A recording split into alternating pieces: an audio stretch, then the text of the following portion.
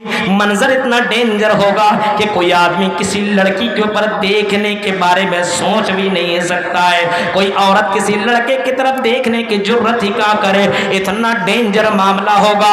یہ سورج جو تمہیں دکھائی دے رہی ہے 9 کروڑ 30 لاکھ میل کی اونچائی کے اوپر، تو اتنی شمس یوم القیامت، یہ قیامت کے دن یہ سورج اتنا قریب آ جائے گا، اتنا قریب آ جائے گا، 1 میل کے فاصلے پر آ جائے گا۔ اور بعض کتابوں کے اندر اتنا لکھا ہے کہ یہاں اتنا قریب ہوگا، اتنا قریب ہوگا کہ آدمی اپنے ہاتھ سے چھونا چاہے گا تو چھو لے گا۔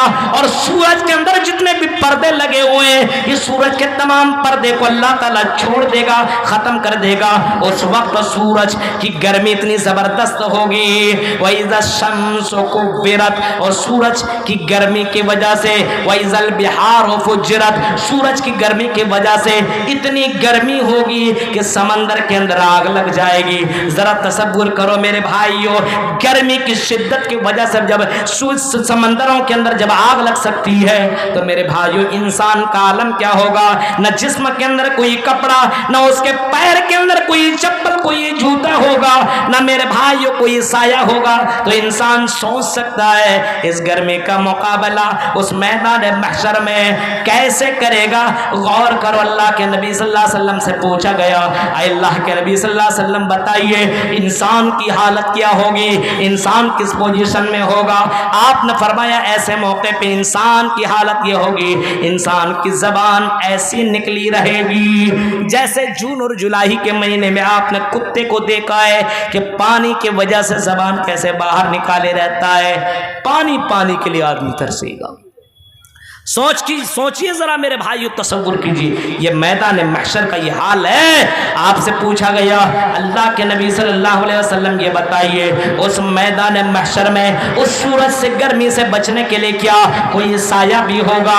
اللہ کے نبی نے فرمایا ہاں، ایک سایہ ایسا ہوگا جس کو اللہ تبارک و تعالیٰ خاص خاص بندوں کو عطا کرے گا، خاص خاص بندوں کو دے گا، خاص خاص اپنے بندوں کو اور بھکتوں کو اللہ تعالیٰ عطا کرے گا۔ اللہ کے نبی سے پوچھا گیا اللہ کے نبی یہ کون لوگ ہوں گے؟ آپ نے فرمایا یہ 7 قسم کے لوگ ہوں گے جس کو اللہ تعالیٰ یہ سایہ نصیب کرے گا۔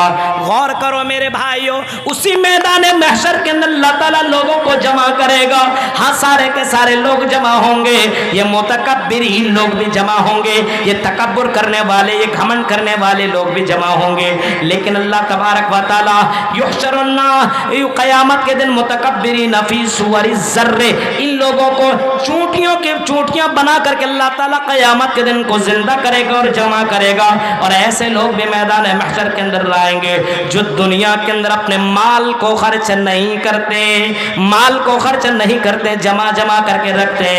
مسجد تو کوئی بھی بنا سکتا ہے، ایسا تھوڑی مالدار اتنے لوگ ہیں، تنپنیا میں آس پاس میں کتنے لوگ ہیں، مسجد بنا سکتے ہیں۔ گھر دیکھیے لوگوں کے بہت اچھے اچھے مکانات ہیں، لیکن مسجد بنانے کے لیے آدمی کے پاس پیسہ دینے کے لیے وہ جذبہ اور حوصلہ نہیں ہے۔ 500 100 1000 دے دیا تو مولوی صاحب نے اتنی دعائیں دی جنت پہنچا دیا 1000 میں۔ ارے بھائی یہ تو فرض ہے آپ کا، یہ تو معلوم ہے، یہ تو اللہ کا گھر ہے، یہ بناؤ تم، یہ تو تمہارے پر بنانا ضروری ہے۔ ہاں اپنے گھر اپنے مکان کو تم اچھے طریقے سے بناتے ہو، ماربل وغیرہ لگاتے ہو، کیا تم اللہ کے گھر کو تم خوبصورت نہیں بنا سکتے ہو؟ من بنا للہ مسجدا بنى اللہ لہ بیتا فی الجنہ، جس نے اللہ کے لیے گھر بنایا تو اللہ تعالیٰ اس کے لیے جنت میں گھر بنائے گا۔ یہ حدیث موجود ہے، محمد رسول اللہ نے مسجد بنانے والوں کے لیے جنت کی بشارت سنائی ہے۔ میرے پیارے ساتھیوں ذرا سوچئے، غور کیجئے اور اپنے گریبان کو جھانکیے۔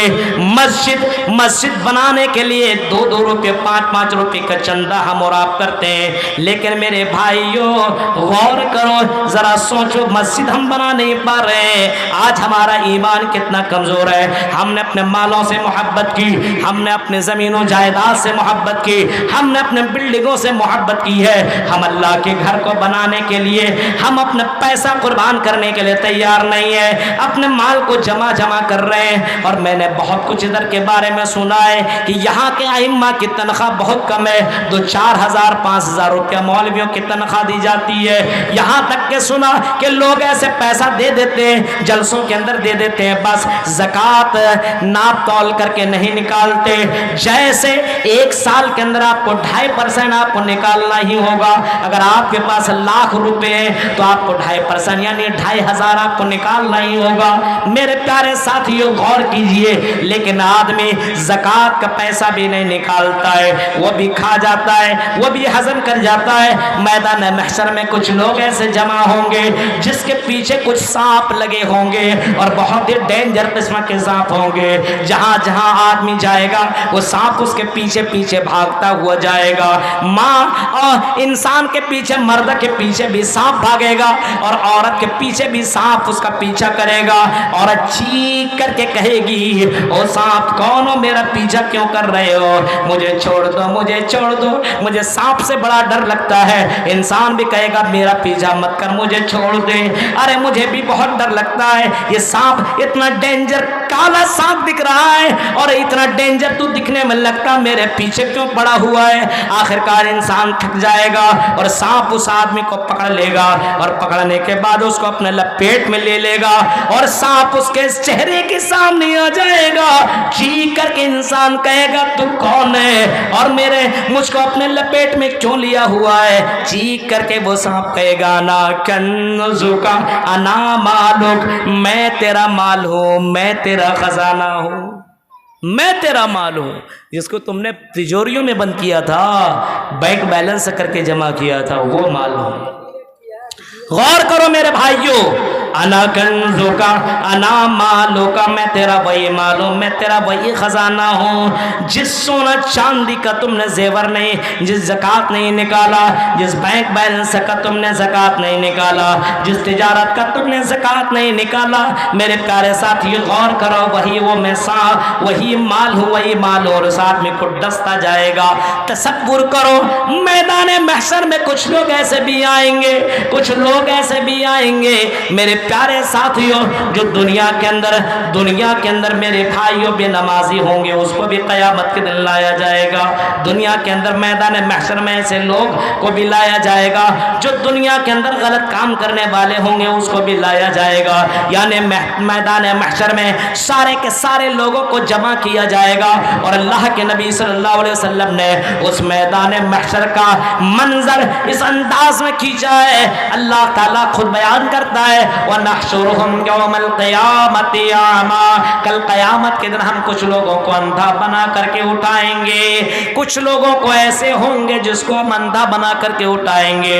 انسان میدان محشر میں چیخ کر کے کہے گا قَالَ رَبِّ لِمَ حَشَرْتَنِي أَعْمَىٰ وَقَدْ كُنْتُ بَصِيرًا، قَالَ لِمَ حَشَرْتَنِي أَعْمَىٰ وَقَدْ كُنْتُ بَصِيرًا، اے اللہ مجھے تو نے اندھا کیوں بنا دیا ہے؟ میں تو دنیا میں دیکھا کرتا تھا، مجھے دیکھنے کے لیے میری آنکھ کی روشنی تھی، میں تو دنیا دیکھتا تھا، اللہ مجھے آج تو نے اندھا کیوں بنا دیا؟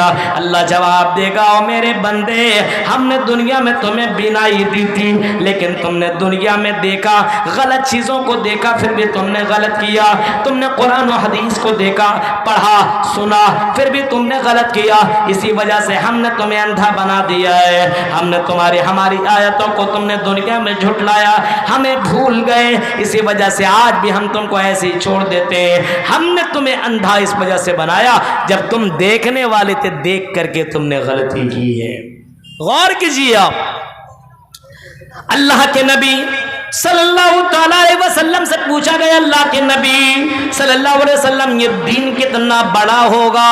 سنیے کتنا بڑا ہوگا؟ سأل سائل بعذاب واقع، کسی نے سوال کیا اس بڑے دن کے بارے میں، اللہ کے نبی صلی اللہ علیہ وسلم کے اوپر قرآن کی آیت اتر رہی ہے، سأل سائل بعذاب واقع ما له من دافع، اس دن کو کوئی دفع کرنے والا نہیں ہے، کوئی ختم کرنے والا نہیں ہے۔ وہ ایک دن میدان محشر کا، وہ ایک دن دنیا کے مقابلے میں 50,000 سال کے برابر کا ایک دن ہوگا، 50,000 سال کا برابر کا ایک دن ہوگا۔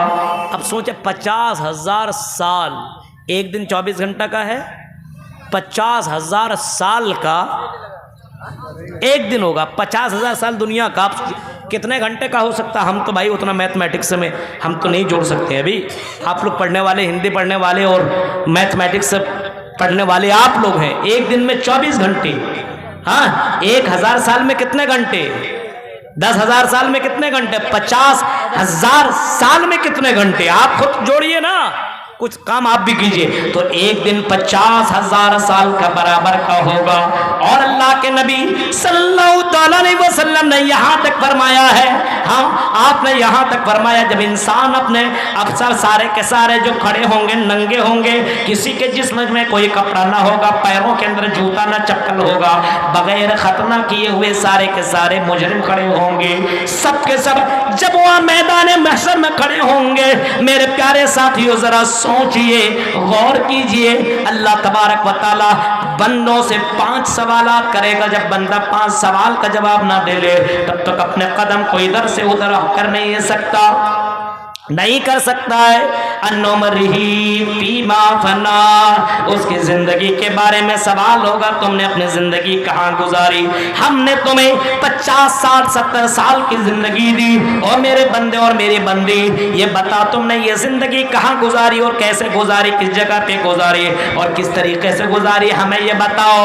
اور پھر فرمایا ان عمرہ فیما فنا وان شبابہ فیما بلا، پھر پوچھا جائے گا تم کو ہم نے جوانی دی ہے، 18 سال سے لے کر کے 30 سال کی یہ زندگی، 17 سال سے لے کر کے 18 سال کی یہ جوانی کی زندگی، جو شباب والی زندگی ہے، اس زندگی کو تم نے کہاں گزاری، کیسے گزاری؟ کہیں یہ زندگی تم نے انجوائے کرنے میں تو نہیں گزاری، کہیں زنا کے اڈوں میں تو نہیں گزاری، کہیں تم نے شراب کے اڈوں میں تو نہیں گزاری، کہیں تم نے یہ زندگی تم نے یہ زندگی کہیں حرام خوریوں کے اڈوں میں تو نہیں گزاری، کہیں تم نے ہال میں، اور کہیں تم نے گانا سننے میں، اور کہیں ڈانس دیکھنے میں، اور کہیں تم نے ایسی جگہوں میں تو زندگی نہیں گزارے جہاں پہ عیاشیاں ہوا کرتی تھی اور جہاں پہ غلط کام ہوا کرتے تھے، وہاں پہ تم نے زندگی تو نہیں گزاری۔ وَأَن شَبَابِهِ فِيمَا بَلَّا، مردوں سے بھی پوچھا جائے گا، اور اے تن پنیا کے لڑکیوں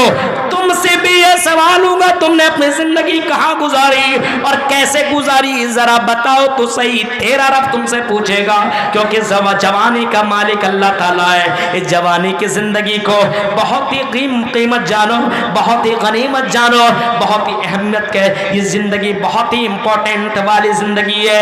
ایسا نہیں کسی لڑکے کے اوپر دل آ گیا تو ماں باپ کو چھوڑ دیا اور بھاگ گئے، اور اس کے ساتھ تم نے لو میرج کر لیا، جا کر کے ہوٹلوں میں تم نے زندگی کاٹی، جا کر کے کلکتہ کے ہوٹلوں میں تم نے اپنی عیاشی گزاری اور اپنے جسم کے ساتھ تم نے انجوائے کیا۔ اگر تم نے ایسا کیا تو میرے بھائیوں اس جوانی کے بارے میں بھی اللہ تعالیٰ پوچھے گا، وَأَن شَبَابِهِ فِيمَا أَبْلَا، اے میرے بندے تم نے اپنی جوانی کہاں گزاری اور کیسے گزاری؟ بتاؤ آج ہماری جوانی کہاں گزر رہی ہے؟ ابھی تو نوجوان کی جوانی لڑکیوں میں گزرتی یا پھر موبائل میں لگا ہوا ہے، 24 گھنٹہ اسی میں لگتا ہے، سبحان اللہ الحمدللہ، صبح اسی میں لگا ہوا ہے۔ موبائل میں کیا پتہ نہیں، سمجھ میں بات نہیں آتی ہے۔ میرے بھائیو موبائل سے اتنا ہی رشتہ رکھو جتنا آپ کو کام ہو، بس کہیں یہ موبائل آپ کو اللہ کے ذکر سے اور اللہ کی عبادت سے اگر دور کر رہا ہے یہ موبائل، تو اس موبائل کو طلاق دو، اس موبائل کو بائیکاٹ کرو۔ میرے بھائیو ایسے موبائل رکھنے سے کوئی فائدہ نہیں ہے۔ جو موبائل تمہیں جہنم کی طرف پہنچا رہا ہو، جو موبائل تمہیں جنت سے دور کر رہا ہو، ایسے موبائل اپنے زندگی کے اندر مت رکھو۔ میرے بھائیو آپ نے دیکھا کہ اسی موبائل کے چکر میں ایک آدمی نے اپنے ماں کو، اپنی بہن کو، اپنی دادی کو، اپنے دادا کو اسی موبائل کے چکر میں اس نے قتل کر دیا۔ ابھی 5 دن کے پہلے کا رپورٹ ہے۔ اب موبائل کے چکر میں ریچارج نہیں کروایا، اب ماں باپ منع کرتا تھا، بھائی لوگ منع کرتا تھا تو بھائی مانا ہی نہیں، اس کو قتل کر دیا۔ غور کرو میرے بھائیوں، وَعَنْ شَبَابِي فِي بَابِ اللَّهِ، تم نے اپنی یہ جوانی کہاں گزاری، کیسے گزاری بتاؤ۔ سنو او تن پنیا کے میرے نوجوان دوستو، یہ جوانی کے بارے میں تم سے بھی پوچھے گا، ہم سے بھی پوچھے گا۔ ہاں او میری پیاری بہنوں اور یوٹیوب کے ذریعے سے سننے والی لڑکیوں، اپنی جوانیوں کو یوں ہی برباد نہ کرو۔ کسی لڑکے کو تم نے دل دے دیا، اب وہ لڑکے نے تمہیں موبائل کیا دے دیا، ریچارج کیا کروا دیا، تم اس کے جسم کو گرم کرنے کے لیے کہاں سے کہاں پہنچ جایا کرتی ہو، ہوٹلوں میں جا کر کے اس کے ساتھ انجوائے کیا کرتی ہو، اس کے ساتھ پارکوں میں جا کر کے موج مستی کیا کرتی ہو۔ او اللہ کے بندیو، ایسا ہرگز نہ کرو، ایسا بالکل نہ کرو، یہ زنا ہے اور یہ اللہ تعالیٰ کو برداشت نہیں ہے، یہ اللہ کے حدود ہیں، اس حدود کو توڑنے کی کوشش مت کرو۔ وَعَنْ شَبَابِهِ فِيمَا بَلَّا، جوانی کے تعلق سے قیامت میدان محشر میں سوال ہوگا۔ وَمَالِهِ مِنْ أَيْنَ اكْتَسَبَ وَفِيمَا أَنْفَقَ، اور تیسرا سوال ہوگا کہ تم نے مال کہاں سے کمایا۔ ابھی مال کے اوپر بات ہو رہی تھی، مال کہاں سے کمایا۔